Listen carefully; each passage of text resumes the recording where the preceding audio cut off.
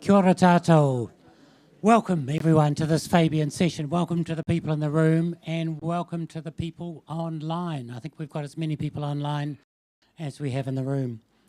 I'm Philip Tremure and I'm chairing this session, and tonight delighted to welcome Jane Kelsey.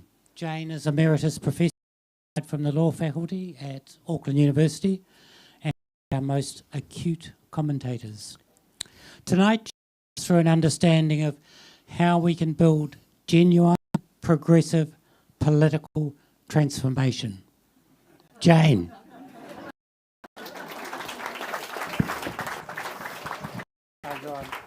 Oh, kia ora, he makes it sound so simple.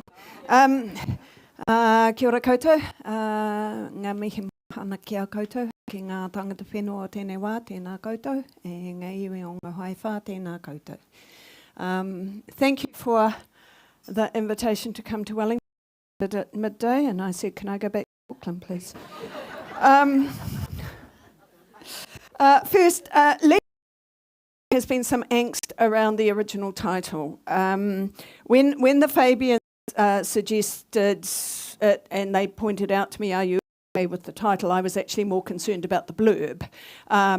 So for those who felt it was inappropriate, my apologies. But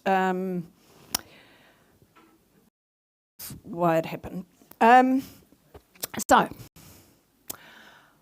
those of you who heard me speak around my last, goodness me, was 9 years ago. I'm notionally retired now. The book on the fire economy, you will know that I am a devotee of Antonio Gramsci and of his concept of the... And I said at the time, back in 2016, that we globally and in to or some way into a period of an interregnum. The old is dying, the new is yet to be born. It might be progressive or it might be regressive. It will be contested. And at that time, it was clear particular would be in this process. What would determine how we come out of that interregnum will be playing by the status quo of radical disruption and equally radical responses. The contest is now playing out, especially across Western democracies that have largely been stable since World War II.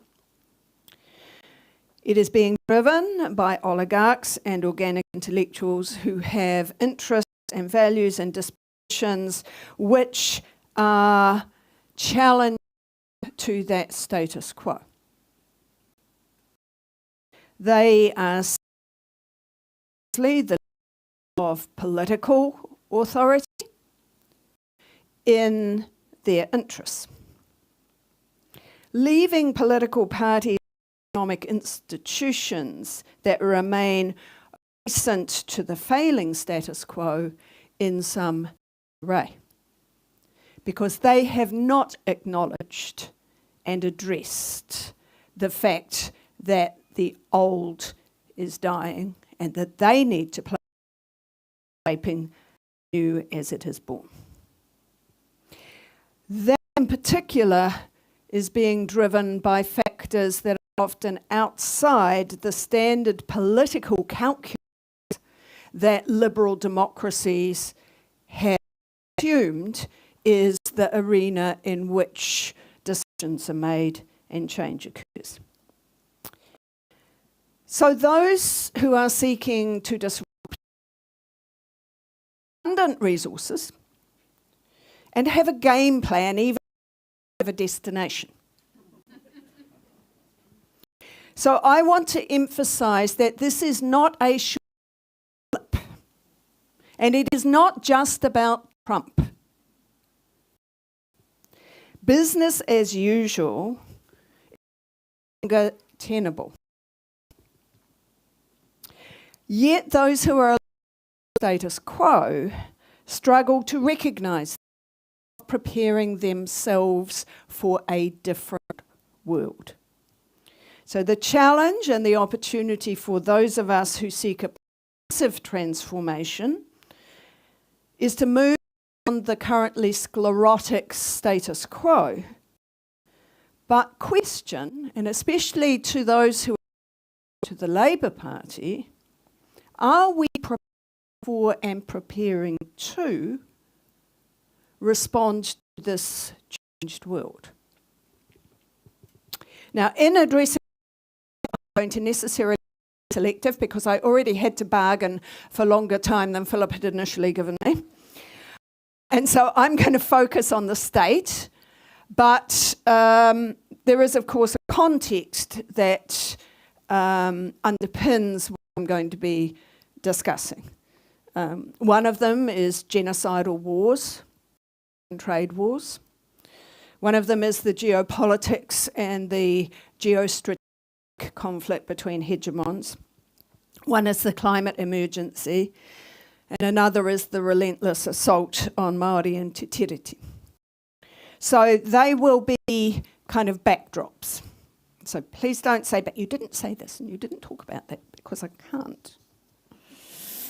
There will be, this will go up on your website. I'm going to cut some bits. So I split my analysis of this into 3 parts. The first is a bit of a big picture overview of the collapse of Western hegemony years based on both industrial and then financialised capitalism and liberal democracy, which I say is being thrown into a state of anarchy, autocracy and imperialism. The second part analyses our homegrown version of neocolonialism, disruption, destruction and corruption. Coalition government builds on related and systemic remaking of the state in the 1980s and the 1990s. I conclude with some suggestions how we confront the short and the long-term challenges here. It sounds a bit presumptuous, so bear with me. I am a retired academic. So let's start with the big picture, the interregnum and its morbid symptoms. Let me just 5 of them, and you will have many more. First of the morbid symptoms about the collapse of the old is the very predictable implosion of civilization as it emerged, especially from the early 1990s onwards, through a very rapacious form of financialised capitalism. And the theme of my last book, The Fire Economy, economy based on finance, insurance and real estate. Still the case today.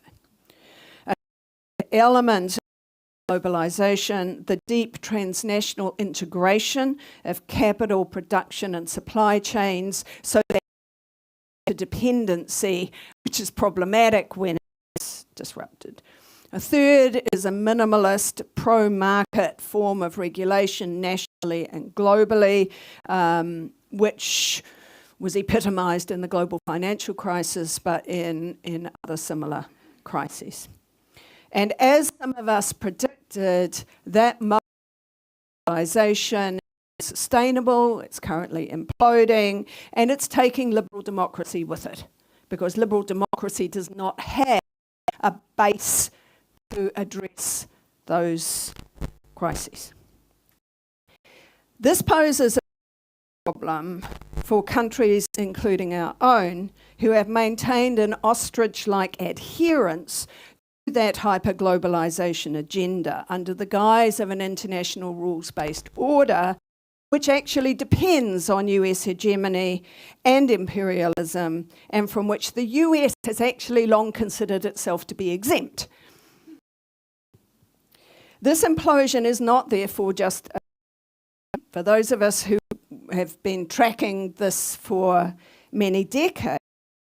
We have seen this deliberate and incremental sabotaging of the institutions that were established post-World War II to maintain that hegemony and that system of capitalism, to the point, though, that they sought to rewrite both the international agenda and the model because they can no longer dominate the institutions that they established to serve them. Trump has taken that to an extreme. And in so he has exposed the fragility of those who had become devotees of that order. Or as I my notes here, that drank the Kool-Aid of free trade, advantage and integrated supply chains. The New Zealand, many others, is simply not structured or equipped to respond to this upheaval and its socio-economic consequences. So that's the first of the morbid symptoms. Second morbid symptom, the fracturing of traditional political party politics based on centre-right and centre-left. Especially that reached an accommodation within this status quo that is now no longer viable. The marginalised side, that fracturing and the dismantling actively of state institutions with purges of state bureaucracies has seen the rise of autocrats who are determined to bypass obstructions within that current political and judicial set of constitutional arrangements.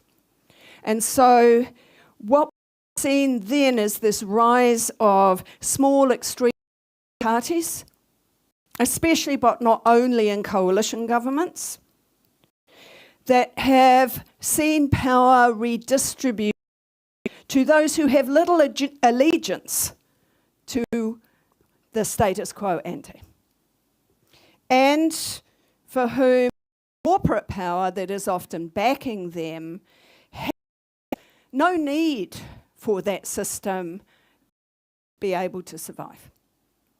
So remaking the rules outside those structures of the state in centre-right and centre-left discussions. And because they have set about transferring power out of the state, deliberately making it very hard to reconstruct a viable state, it can be resisted in the short term because reconstructing it in the longer term, and that is a challenge that confronts us now, because if we have to reconstruct later, it is really going to force us to think outside the box. A third factor is the orchestrated anarchy in the space. The biases in the mainstream, and privately owned, were identifiable, and we could contest through other forms of information channels, whether it was education, public meetings, publications, etc. But now we have control of information, and especially of data, and the generation of post-human technologies like AI in the hands of private and unaccountable techno-elites. That has echo chambers. They are listening to what they want to listen to, and I'm one of those who refuses to do social media, so I rely on people telling me, and it terrifies me what some people tell me. And so those echo chambers that perpetuate misinformation and toxicity manipulation of both political and commercial ambitions is really problematic, because even when it's visible, even when we know that it's there, the platforms are so ubiquitous that it's extremely difficult to challenge. And if we just think about when Mr. Tesla bought Twitter, and people said, oh, no, that's the end of it. And so everything now does still happen on X. So allied to that factor of seizure of power of information, we have the inversion of progressive concepts and the transformation of transformative activities into slogans, such as woke. Woke, that is a slogan people use when they don't actually have to argue the substance, or EI, or whatever. So there are, again, some small places of resistance. Here, I am fortunate to work alongside some of the Māori Digitech who've been developing Māori AI that is tikanga and so on, and there are those pockets happening. They are very small relative to the power of big tech. The fourth of the Morbid symptoms, the calculated re-victimisation of Indigenous peoples, migrants, refugees, workers, which is a new rationale for the same old extraction of profit and resources that has been a part of capitalism forever. And it takes many forms, but one of the ones that I've been working on recently is this notion of the green economy, and that the green economy is going to avoid having to deal with painful adaptations to the climate crisis. But what it seeks to do instead is to work on how to seize critical minerals that are possessed in a range of countries that do not have power, and we see this most recently in Ukraine, but it's in many other places, and especially because those supply chains on those critical minerals are controlled by China.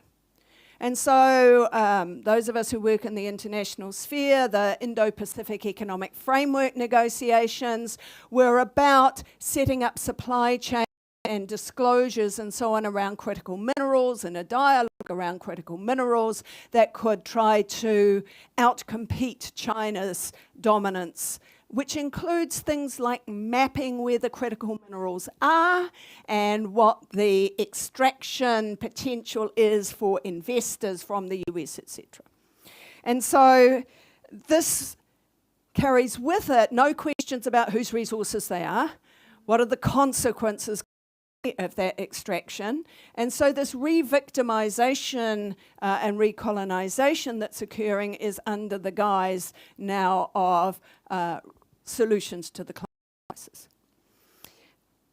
The final example that I want to give of morbid symptoms is the systematic destruction of redistributive and social policies that previously stabilized the inequalities of capitalism and secured some notions of social license.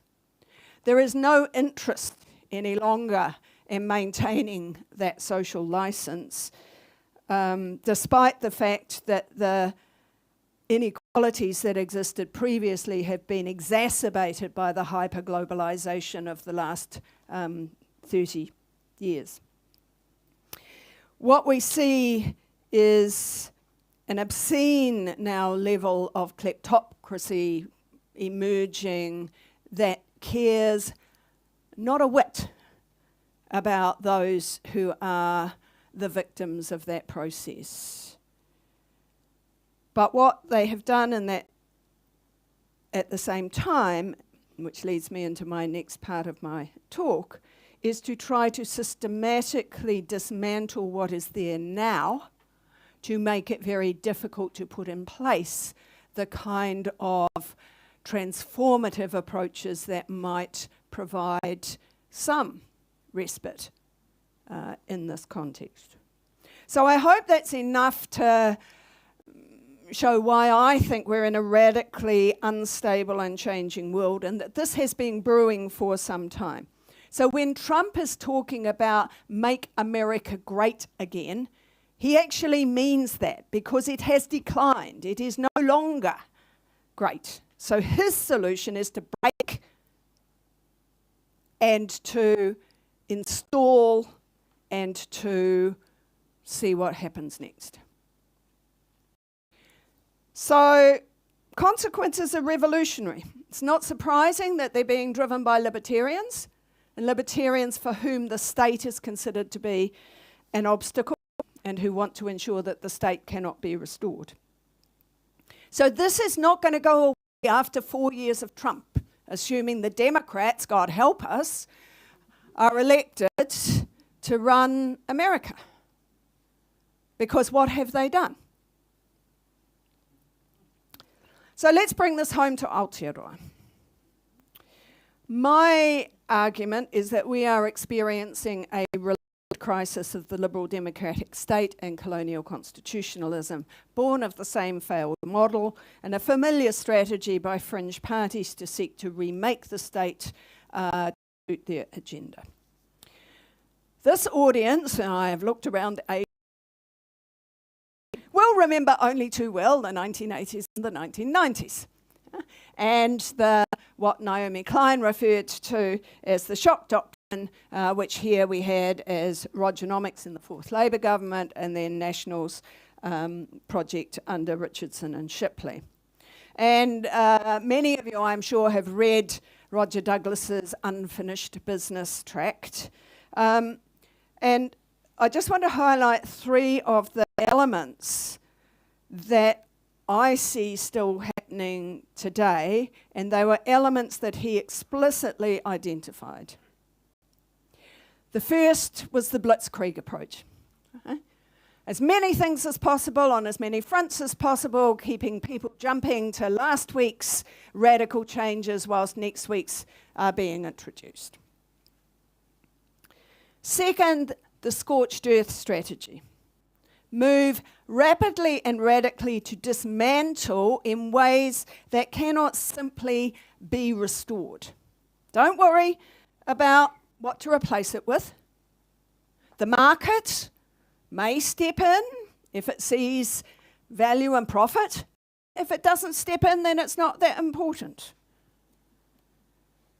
If there are consequences of this, actually going to be the problem of the architects, because they're not still going to be in government. So break it and see what happens. So the combination that we've seen recently of the blitzkrieg and the scorched earth have seen repeal of legislation such as the Labour, various parts of Labour legislation, stripping Te Tiriti o Waitangi out of the public sector and running down of the Waitangi Tribunal, sacking of thousands of public servants, closing down Crown agencies, terminating research funding in institutions, authorising extractives without environment or treaty protections, terminating social and emergency housing support, and much more. The third element is kamikaze politics. Popularity of the policies and the party is not important.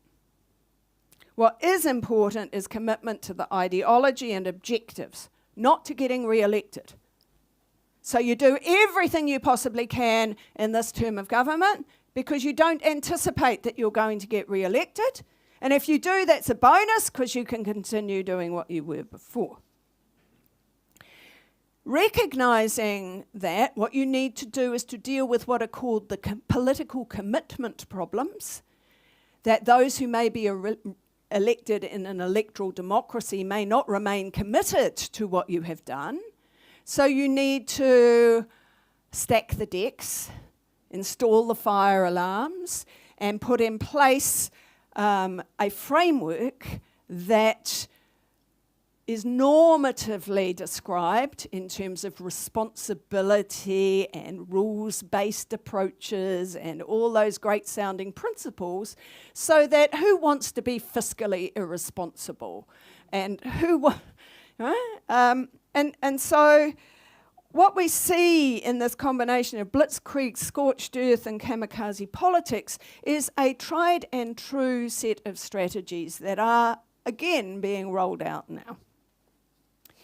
In this process, and I've never been a great fan of MMP because I think it's too party-centric, what we've seen is that the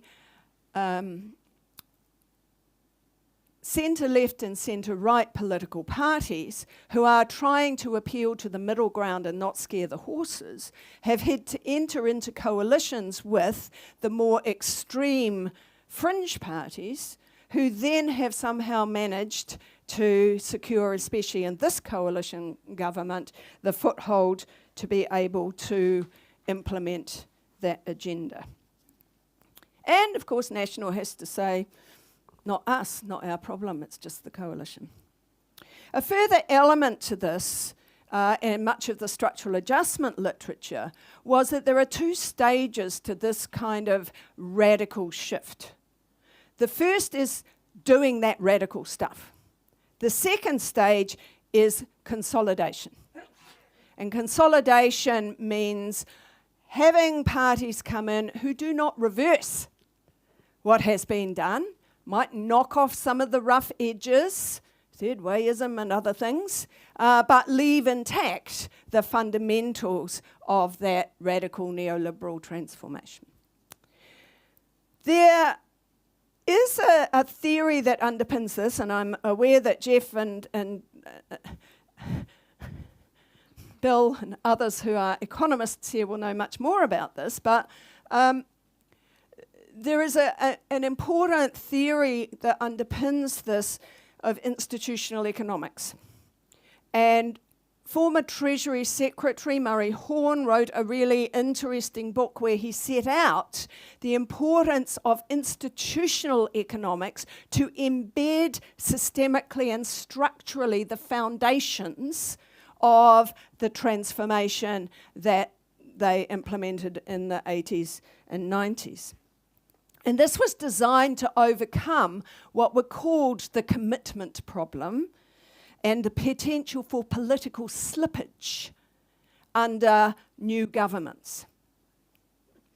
And as with Ulysses or Odysseus, these guys talk about Ulysses, but I got corrected by one who knows those things much better.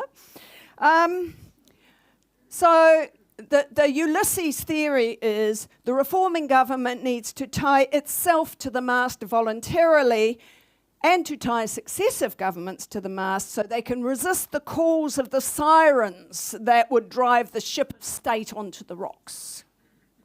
And so that is the metaphor for the institutional economics agenda.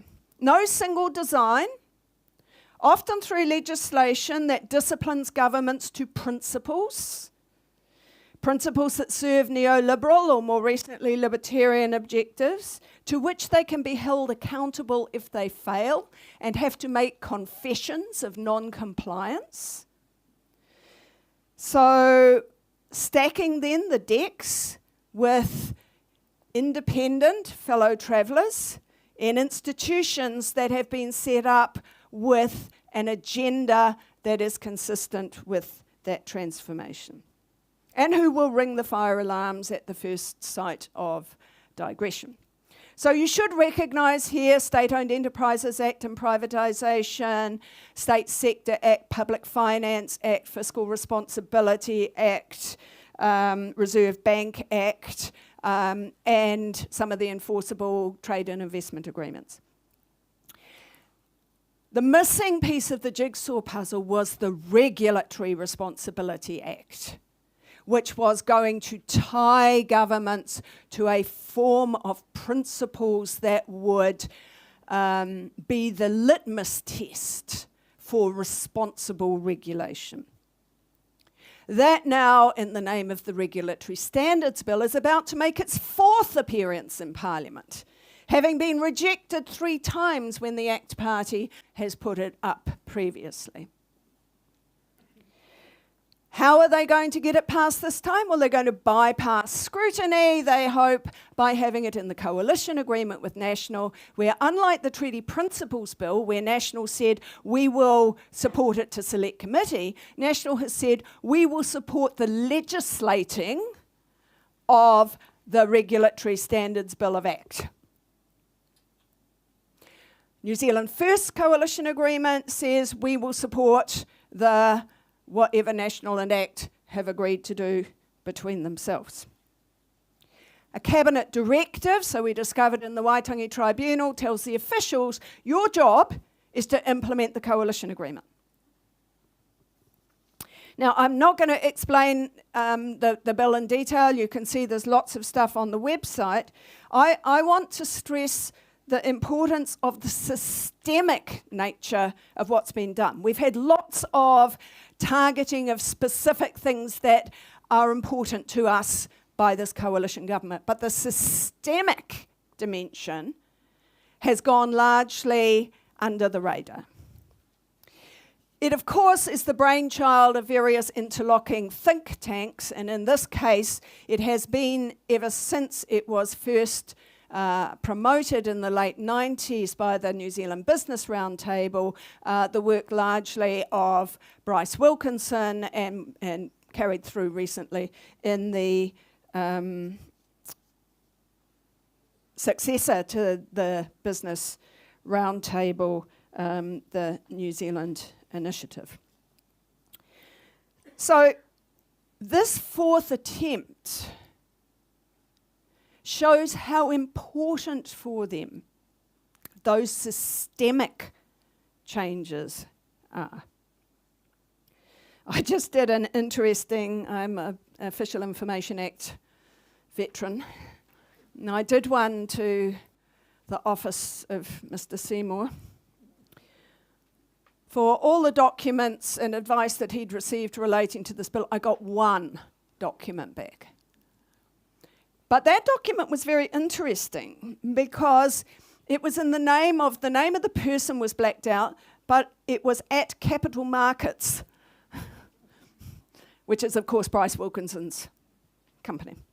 And it showed that he had been lobbying the officials working on the Regulatory Standards Bill, which has been out for consultation, and they are currently analysing the submissions on it.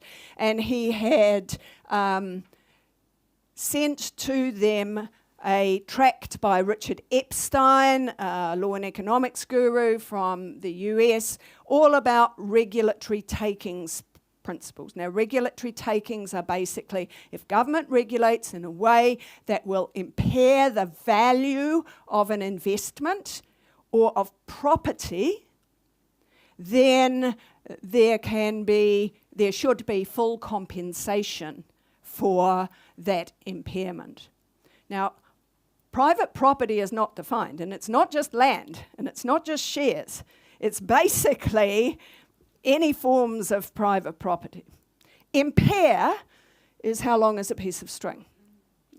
Full compensation, and we've drawn parallels in the international sphere to investor-state dispute settlement, in those cases involves not only your lost investment and your lost profit, but your lost future profit that you expected to be able to get, and compound interest on that. And the purpose of this is not simply to compensate private property owners when regulation impacts on them, but to have what we call the chilling effect of governments being scared to do those things because they may end up with these kinds of challenges. Now, we don't know from the documents to date how that would be, whether it be in the courts or how else, but that is the clear intention. So what might this affect as targets? Well, obviously any climate change measures. Mr. Epstein himself says labour measures. Health and safety protections, for example, in the forest, the mines, or the farms. Reversing the mining and fast-track licences and permits that have been delivered by this government. reversing the licenses of GMOs, which is currently before the Select Committee, for which I got given 5 minutes to present a submission last week. Stronger regulation on gambling, like this online gambling that we've got now, or vapes. But it could also stymie market-based competition, like breaking up the supermarket oligopolies or the banks or electricity, because that will impair the private property. So the rationale for this bill has been quite interesting, because as I mentioned, it's been to Parliament 3 times and rejected, including the Treasury critical of it. Bryce Wilkinson has responded to this by saying, I don't know what all the fuss is about. This is, to quote, a modest transparency measure based on property, liberty and transparency, which will better inform the public about laws and regulations likely to make New Zealanders worse off. Of course, that's not how he's described it in the past. It's also deeply ironic because the ACT party, and in fact this entire coalition government, has done anything but run evidence-based approaches to new regulation. It's rammed through ideologically driven legislation with no proper scrutiny or analysis and no transparency. Anyone who's been reading any of the cabinet documents or the documents released will see it's redacted all over the place. So, I'm sorry, Mr. Dr. Wilkinson, I don't kind of buy that one. Mr. Seymour, by contrast, here's a different explanation. Low productivity can be blamed on poor regulation. So if you want to boost productivity and wages, you need to get regulation out of the way. And Bill Rosenberg's written a very good op-ed piece debunking that, including reference to some of what the Productivity Commission, which was initially established by ACT to be a vehicle for them, got hijacked by, but is now being dismantled. Richard Prebble offers a more honest explanation. He argues the bill is so important for the protection of individual freedoms that Seymour should call it the New Zealand Magna Carta. And he again says, you know, this is because so many regulations are rushed, badly written, hard to understand, sometimes contradictory and cost more than any benefit. Yes, well, say as I do as I say, not as I do. And so there is a really important set of questions here, not just about this piece of legislation and how there is going to be opposition to it, including, I think, the only way really will be to get New Zealand First to oppose it, but this whole economic constitution, as it's called, that has been established since the early 80s through to now, which embeds neoliberalism and which has remained intact over generations of National and Labour. So that's now embedded as the norm. And I have to point out, because I remember when Jacinda Ardern declared on election night in 2017 that neoliberalism has failed and government intervention is necessary so the market will not dictate matters. Well, yes, during some of the COVID stuff, there was that approach. But none of this economic constitution has been effectively wheeled back. And my suspicion is that we haven't seen the end of it, that the likes of the New Zealand Initiative and Hobson's Choice and various others, and the Atlases and very Taxpayers Union are brewing something further. So what do? Well, those of us who consider ourselves to be treaty-focused and progressive need to find a way to start thinking and organising differently. And I had a read of the State of the Nation speeches from the Greens, and I have to say that, yes, they were trying to think differently. Now, yes, they are going to be on the margins, but they have acknowledged that change is real. Chris Hipkins' State of the Nation speech at the Labour Party conference was pure status quo. It failed to acknowledge that the world has changed forever. The idea of bipartisanship with national and not dialing back all the coalition's policies and projects, to me, means a new phase of embedding the neoliberalism that has been taken one step further by this coalition. We are no longer in a place where bland middle ground politics to secure 3 more years in government can be the goal. Hipkins said, "We will have a new plan going forward, but there is no sign of what that might be. Instead, we hear focus is going to be on health, housing and jobs. And yes, those are pivotal to people's daily lives. But even if Labour could form a government, those priorities will be overwhelmed by external dynamics. I am absolutely positive we will have a financial crisis in the very foreseeable future. I don't know where the planning or the thinking around that is. But we have, despite knowing all of these issues, and despite the last financial crisis, which even Treasury said we weren't prepared for, a lack of self-sufficiency and a commitment still to this notion of an international rules-based order, which is simply non-functional. So how do we wean ourselves from that and start to think differently, let alone work out how we get off the fence in our China-US relationship and deal with the climate crisis? Labour also appears, from Mr Hipkins' speech, to be running away yet again from Te Tiriti o Waitangi, as it did when it ditched, during government, recognition of rangatiratanga mana whenua in relation to he puapua and in relation to water. The failure to be brave and make appointments to the Waitangi Tribunal when it had the chance opened the door to the likes of Prebble and others, who he never had any intention of sitting on the tribunal. It was a stunt to then be able to do his explosive resignation. So Waitangi this year, and I spent 5 days up there, was a really powerful statement that Māori intend to set the terms of this debate. And many allies across Aotearoa were there with them.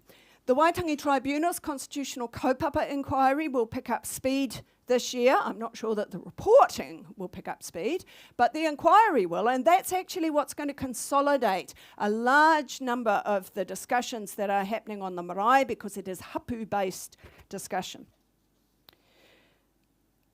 That is going to be pitted against the peddlers of racism and reinvigorated colonialism that we're seeing from the other side. This is not a situation where you can be treaty averse. You can't be agnostic about what's your position on Te Tiriti o Waitangi. Yet, and the Greens and Te Pāti Māori, I mean, yes, they're still playing within the colonial parliamentary structures, but they have positions. What we had from Mr Hipkins was one reference that said, "Toi tū te tiriti hikoi," showed beyond doubt the pride we have in who we are. Do we know who we are? I'm very sure that my view of who we are, and I did the hikoi, is very different from what Chris Hipkins' view of who we are. Now, I'm not suggesting political parties are going to solve that dilemma, but they have to not be in the way, and they have to be facilitating the dialogue that needs to happen around that. We know that shifts in treaty politics and policy has happened in the past, and I remember Geoffrey Palmer, 1984, before Labour was elected at Waitangi, saying, "We're going to honour the Treaty of Waitangi." He didn't actually know there was a Māori version at that stage. And we're going to put the Waitangi Tribunal's jurisdiction back to 1840. Yeah? He did that because of the mobilisations and activism that there had been that put Labour in that position. That activism and sacrifice we are seeing again now. It can't be put back in the box. So the left is going to have to work out where it stands on this. And Labour is going to have to do so. So let me conclude with 6 briefish ideas. The first is we can't hide behind anymore the idea that liberal democracy operated by 2 mainstream parties is going to be the way of the future. It's not intact, and it's not going to be intact again. So let's take a leaf out of the book of global and national politics. Let's make meaningful and radical change and do it in ways that we have worked out are hard to undo, in the knowledge that you may not get re-elected in another 3 years' time. Embrace embedding mechanisms, stack the decks, install the fire alarms, anticipate the attack strategies, and work out how to neutralise them. Now that requires aggressively building coalitions and constituencies of support who will provide strong and committed public support and who will defend the gains when the right returns to government, which it will. And so we need to not be timid. We need to actually get out there and start selling change. The second is let's start with Te Tiriti. Don't run away from the constitutional dialogue or set in train a process that's so interminable that it won't ever come to fruition. Yes, political parties are part of kāwanatanga. But there needs to be a recognition that there was no cession of sovereignty. And there needs to be an engagement with what does the rangatiratanga kāwanatanga relationship mean in Aotearoa today. That is not a question that's going to go away. So open the space for dialogue, including dialogue with Māori that, for example, devises a 5-point plan to address future constitutional arrangements and work that with Māori and the other allied parties for a tabling at Waitangi next year before the next election. Will parties be brave enough to do that? Third, jettison the blind adherence to free trade and comparative advantage that has left us so vulnerable. Whatever one thought of it before, and of course I've never been a fan, that bus of free trade and comparative advantage has left the station.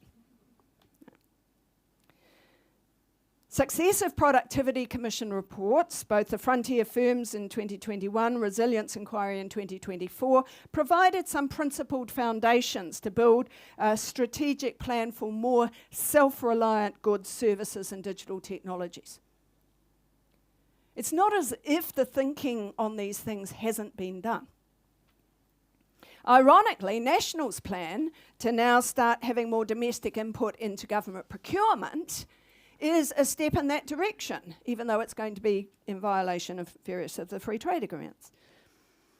And they have to move to terminate the remaining investor-state disputes processes that allow foreign companies to challenge and seek massive, in the case of the owner of mining company Mineralogy, Clive Palmer, 420 billion Australian dollars in 4 disputes over climate change policies that have impacted on his mining company. 4, undo or suspend the bad laws the coalition has introduced. Not, as Mr. Hipkins said, not dialing back everything.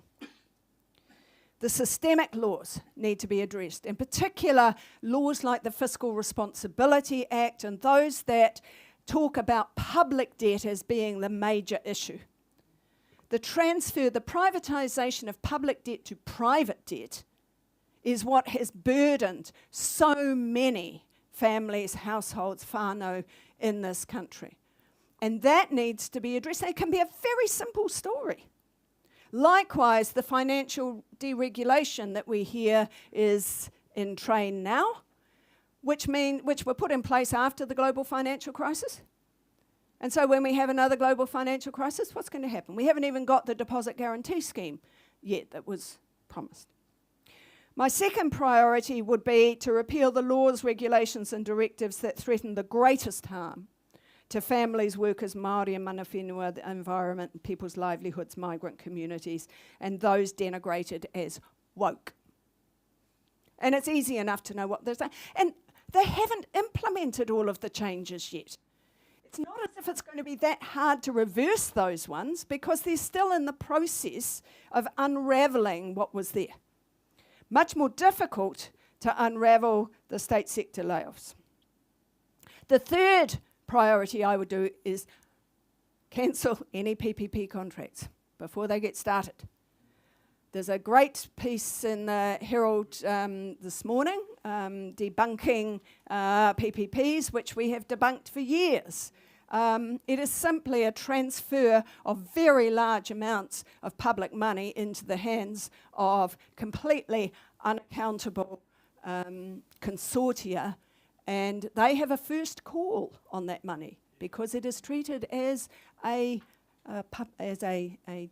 debt owed from the public purse. Fifth, how do we restore authority and capacity in a dismantled, demoralised and de-skilled state sector? We need to work on now what capacity, research and mechanisms are important. I'm not suggesting we reinstate it all. We need to rethink differently. A lot of that state sector stuff was actually the consequence of neoliberalism. We don't need to reinvent and reinstate neoliberalism. But we do need to be clear about what are the challenges confronting the state and what kind of mechanisms we need in the state to address them. And in particular, we have to work out how to deal with agencies like the Treasury, MFAT and MB that are so deeply embedded in the neoliberal paradigm that they are not capable of confronting those new realities. And that requires some ruthless strategies to confront the institutional power of those agencies, which may be a bit akin to shifting the Titanic. Last, activate and invest in small p politics, outside the state and political parties. That is not just activist politics, we've had lots of that, but which builds analysis and strategy. We have what Bill has talked about as an asymmetric democracy, where the powerful have been able to dominate through their lobby groups, through threats to disinvest, through well-resourced research institutions, through control over various tech platforms, social networks, have the money to pay the lobbyists, the influencers and the researchers.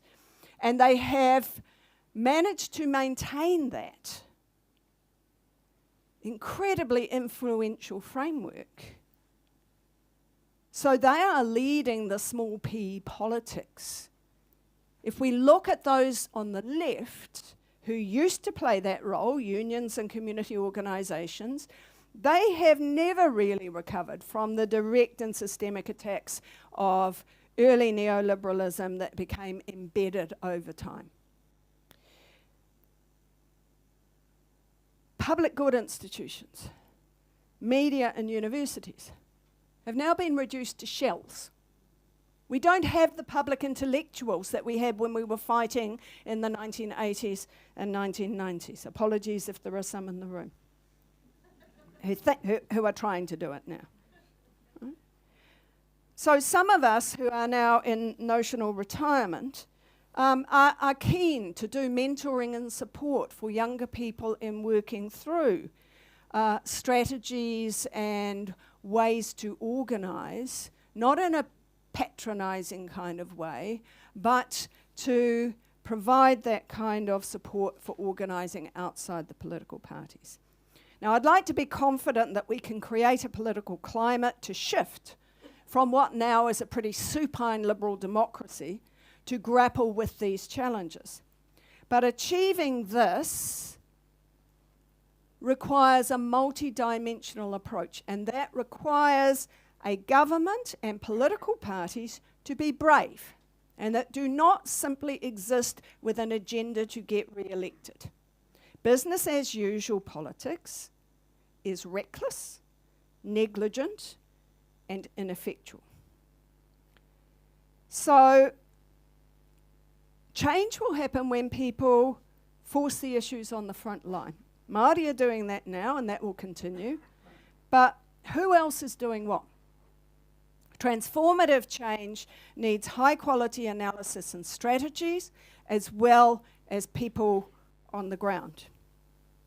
That requires resources, it requires intellectual grunt that has not really existed in Aotearoa since the later Rogernomics years. So filling that void is my challenge, your challenge, and I hope we can have some discussion about it, although I know I've probably gone well over my time, Philip.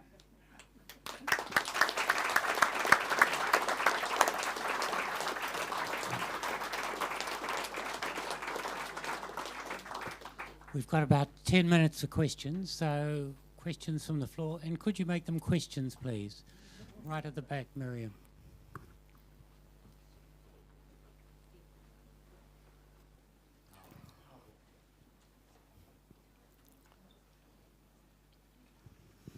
Kia ora. Thank you so much for all of that. And I love and fully agree with all your suggestions towards the end there. And I really recognise the last one was about small p politics. But I guess the majority of the other ones really can only be enacted with power in government to do them. So I guess my question is, what do the people in this room need to do to get us to the place where those changes within government can happen? Sorry, it's a bit of a broad one, but...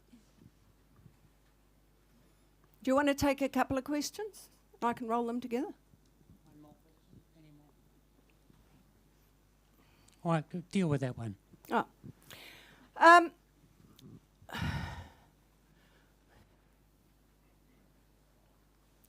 You know your internal organisational issues much better than I. And many in the room will know that I'm a long-term critic of policies that have been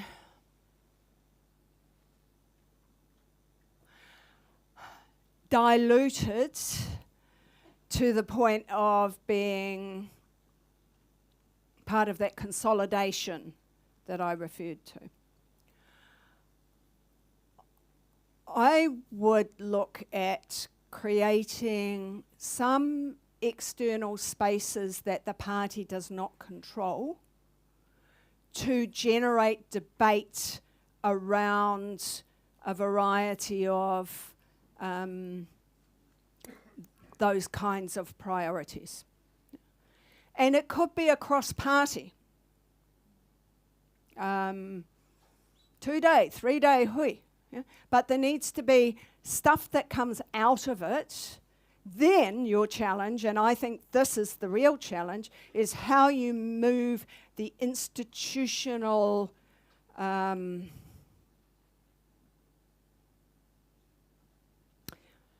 to think. Robert Reid told me I had to be nice.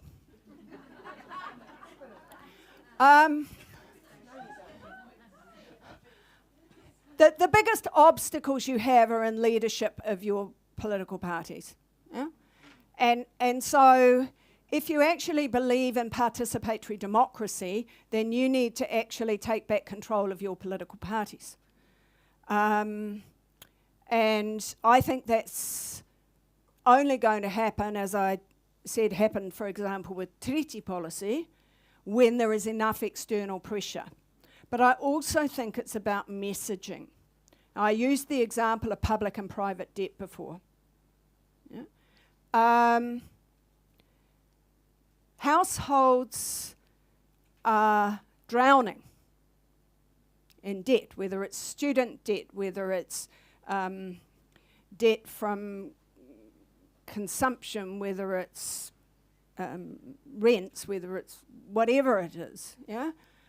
And that's because the state has shifted that responsibility from itself onto the shoulders of the people in the name of being prudent for taxpayers and for those who own wealth in having low debt. We have really quite low public debt here. So rewriting the narratives in ways that are attractive to people. Now, as I said, I don't do social media, but there are all sorts of ways of doing TikToks and all sorts of other things about getting that kind of message across. Similarly about PPPs. You know, PPPs are actually quite easy story to tell. Nice piece this morning about who's going to pay $40 to go from Warkworth up to Whangarei.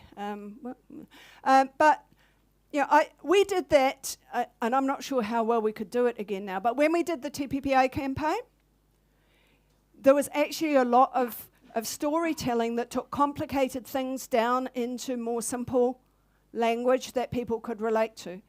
And it wasn't just things that affect them, it was also about abuses of power. Yeah?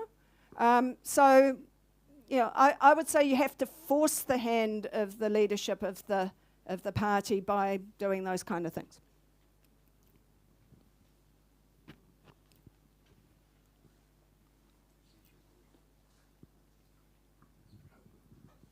Yeah, kia ora. Thanks for the great speech. One of the things I was wondering about is because of the anti-democratic nature of the Regulatory Standards Bill, whether it opens up alternatives, because it feels like it's happening in Parliament and beyond our control to block it. So are there alternative avenues to block it off? I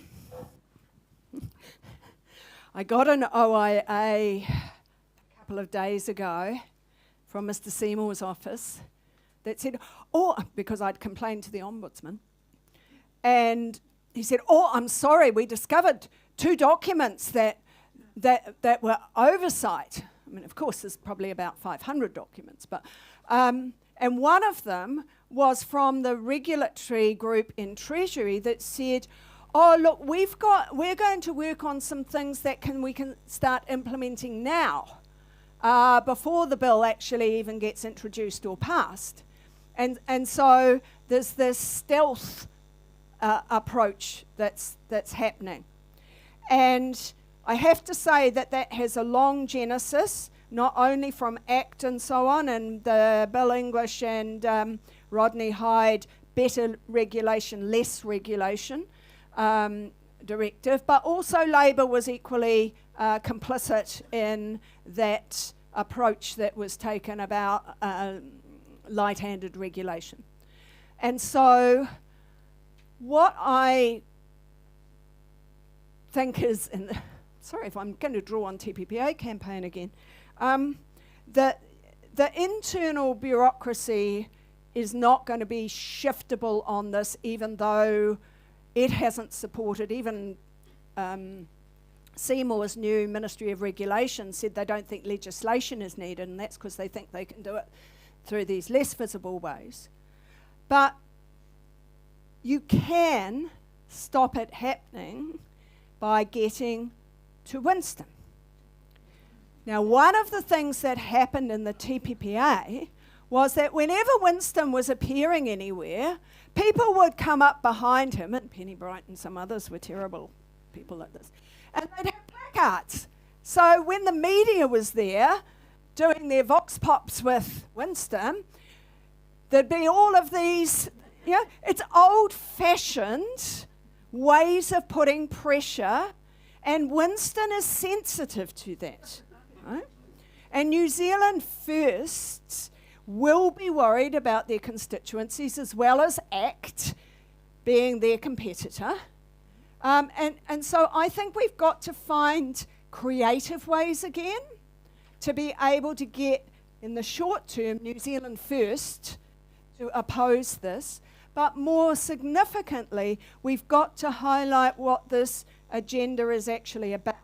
So if we have Pike River, if we have leaky buildings, if we have the finance company collapses, if we have the deaths in the forestry and the farms, if we have the rest homes lack of regulation, if we have the adventure tourism deaths, if we have, there are endless examples of this. So if we can popularise this, then we can put the pressure on. Labor said, I think, about 2 sentences about this. So getting Labor to be vocal about this. Greens, sorry, yes. Yes, yes. Yeah, so he said, and he did say that, but I've only seen him say it once. So if what I'm talking about is you need to be out there selling, building a constituency if you want to stop it now. Yeah? And so, yes, I completely agree. He has said that. But there needs to be work done on that. And if you look at Labor's constituency in the Labor sphere, you've got Pike River, you've got the deaths in the forest, you've got enough examples to be able to go out there and actually make it a political winner. Yeah? And so the question was how to do that. That's what I think you can do. Yeah. Any other? Thank you. Thank you for what you've said. And I would like to know, because the way you've described tonight's thing, what I'm seeing is that we have a situation at the moment where we have got this mast and everybody clinging onto it, and you've got institutional stuff that's stuck, and that we're stuck in that model. And what we need to go to is a spiral model, which we've got interlocking spirals that will move around. So as we gather people in, they cross over and bring like depth across. So we're looking at a horizontal rather than a vertical model. And how do you suggest, because I don't know the people that are holding that model, or why they haven't seen that institutionalism is really at the root of the problem for a lot of the things that are going on. So how do we convince those people who have got the grappling hooks caught in those areas of ego or whatever, to release it a bit and trust that we as human beings can spiral together and connect together and work in a way that is sustainable over this way by actually, walking our talk and supporting that kind of.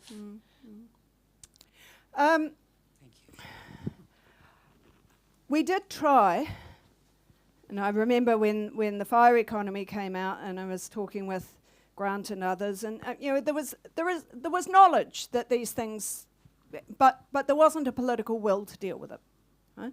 So the question is, how do you create the political will to deal with it? And there's been, as I said before, there's quite a lot of work that's been done in the past. Like there was a lot of work on the Public Finance Act that was done by Sue Newberry and others about how to remake that boring but really important fiscal responsibility and the debt issues and so on. There's ways of dealing with that. It's not that the ideas aren't there, it's that the political will has not been there, because it carries consequences to go out there and say, I'm going to be fiscally irresponsible, or not have a prudent level of debt. So I think there needs to be and I go back to this point I made about maybe having a conference or something that puts these issues squarely on the table. Because if you try to do it in just discussions, lobbying, papers, etc., that's not going to shift the ground. There needs to be a momentum, and there needs to be a community of interest that crosses over, as you were saying, the people's different areas of interest. One of those areas where that may start happening is this new assault on local government. And that, I think, is going to have a really serious reverberation, because they will get ACT Party people up onto the local councils, and the progressive stuff in the councils is going to get rolled back. And quite a lot of that was the debt issues, for example, if you look at the infrastructure issues in the at the local level, a lot of that was about what's the debt ceilings, and so we're looking at what we're seeing at the national level potentially playing out at the local level, and being able to get politics active at that level, and people are often more confident in intervening at the local government level. And so it's not going to be a top-down conversion that no longer want to be. Let us take the ship onto the rocks. But I think there's a lot of work to be done, and not a lot of time before the next election to do that. So you're going to have to be selective in what you do. I'm predominantly working on treaty and ways of doing stuff in that space, but also around the systemic economic constitutionalism thing. And as I said, some of us who are now trying to retire are happy to help with some of the analysis that has been done before and skill people up. But then it's younger people, not that many of you in the room, who have to take it from there. And then, of course, you've got the climate crisis and various other things. But one question that might be worth just pondering is, if there's another massive global financial crisis, including in the cryptocurrency area and so on, how do we respond? Go ahead. Hey, thank you very much, Jane. The challenges are out there. We've got to get Jane to the airport in a short while. So a huge thank you. And to say also that the speech will go up on our website in a couple of days, so you can access it and read it and pass it on. But thank you so much, Jane, for putting the challenges out there. And it's over to us. Thank you.